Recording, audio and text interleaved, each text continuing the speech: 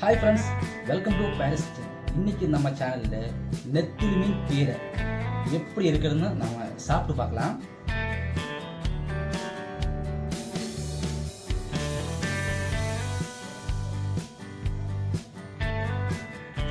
Friends, இந்த recipe சூப்பராக இருக்குங்க. மறக்காமல் நீங்களும் இதே மாதிரி ட்ரை பண்ணுங்கள். நம்ம சேனலுக்கு லைக் பண்ணுங்கள், கமெண்ட் பண்ணுங்கள், சப்ஸ்கிரைப் பண்ணிடுங்க. வாங்க வீடியோக்குள்ளே இப்போ போகலாம். ஃப்ரெண்ட்ஸ், 1/2 கிலோ நெத்திலி மீன் பீரை செய்கிறதுக்காக நான் 3/4 கப் அளவு தேங்காய் துருவல் எடுத்திருக்கேன். அது கூடவே கொஞ்சமாக இஞ்சி, 3 பல் பூண்டு, 3 பச்சை மிளகாய், சின்ன வெங்காயம் சேர்த்துக்கோங்க, நல்லா டேஸ்ட்டாக இருக்கும். ஒரு 2 டீஸ்பூன் அளவு, 1/2 டீஸ்பூன் அளவு மஞ்சத்தூள், கொஞ்சமாக கறிவேப்பிலை, 1/2 டீஸ்பூன் அளவு சீரகம். இதை எல்லாத்தையும் தண்ணி எதுவும் சேர்க்காம நல்லா அரைப்பாக அரைச்சி எடுத்து வச்சுக்கோங்க. அதுக்கப்புறமா மண்பானை இருந்தால் மண்பானை எடுத்துக்கோங்க, இல்லைன்னா உங்ககிட்ட எந்த பாத்திரம் இருக்கோ அதை எடுத்துட்டு அதில் 2 டீஸ்பூன் அளவு தேங்காய் எண்ணெய் சேர்த்துக்கோங்க. அதில் நம்ம சுத்தப்படுத்தி வச்சிருக்கிற நெத்திலி மீனை சேர்த்துக்கோங்க. இப்போ நம்ம அரைச்சிட்டு வந்த இந்த அரைப்பு தேங்காய், பச்சை மிளகாய் சேர்த்து மஞ்சள் சேர்த்து அரைச்சதை நம்ம இதில் நான் தண்ணி எதுவும் சேர்க்காம எடுத்துகிட்டு வந்திருக்கேன். அதே மாதிரி நீங்களும் தண்ணி சேர்க்காம இதில் நல்லா கலந்து விட்டுக்கோங்க. கூடவே வாசனைக்காக ஒரு கொத்து கருவேப்பிலை இதையும் நம்ம சேர்த்துக்கலாம். இப்போ இது எல்லாத்தையும் ஒன்று நம்ம கை வச்சு நல்லா கலந்து விட்டுக்கோங்க. டேஸ்ட்டு செமையாக இருக்கும் ஃப்ரெண்ட்ஸ். நீங்களும் மறக்காமல் ட்ரை பண்ணி பாருங்கள். கூடவே இப்போ மீனுக்கு தேவையான அளவு உப்பும் சேர்த்துக்கலாம். சேர்த்துட்டு மறுபடியும் நல்லா கலந்து விட்டுக்கோங்க. இப்போ மீனுனாலே நமக்கு புளி ரொம்ப முக்கியம்.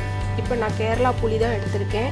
அதை கழுவி நல்லா சுத்தப்படுத்தி சுடு தண்ணியில் நான் போட்டு ஆற வச்சுருக்கேன். இப்போ அதையும் நம்ம இதில் சேர்த்துக்கலாம். தண்ணி இதுவே போதுமானதாக இருக்கும். மீன் சீக்கிரமாகவே வெந்துடும். சின்ன மீனாக இருக்கிறதுனால தண்ணி நீங்கள் அதிகம் சேர்க்க தேவையே இல்லை.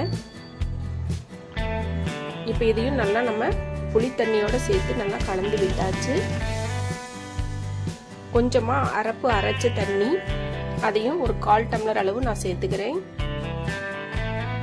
மீன் பார்த்தீங்கன்னா நம்ம அடுப்பு பற்ற வச்சதுக்கப்புறம் இந்த மாதிரி நம்ம கலந்து விட முடியாது, மீனெல்லாம் பொடிஞ்சு போயிடும்.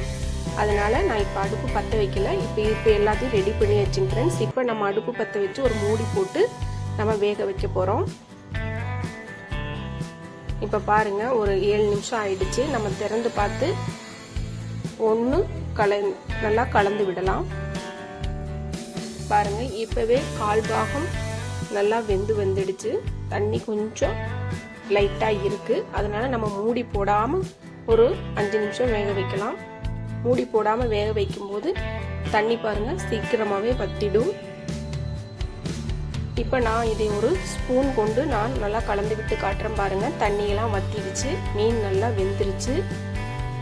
நெத்திலி மீன் இந்த மாதிரி செஞ்சு சாப்பிடும்போது செம்ம டேஸ்ட்டாக இருக்கும் ஃப்ரெண்ட்ஸ். நீங்களும் மறக்காமல் வீட்டில் ட்ரை பண்ணி பாருங்கள். தேங்க்ஸ் ஃபார் வாட்சிங்.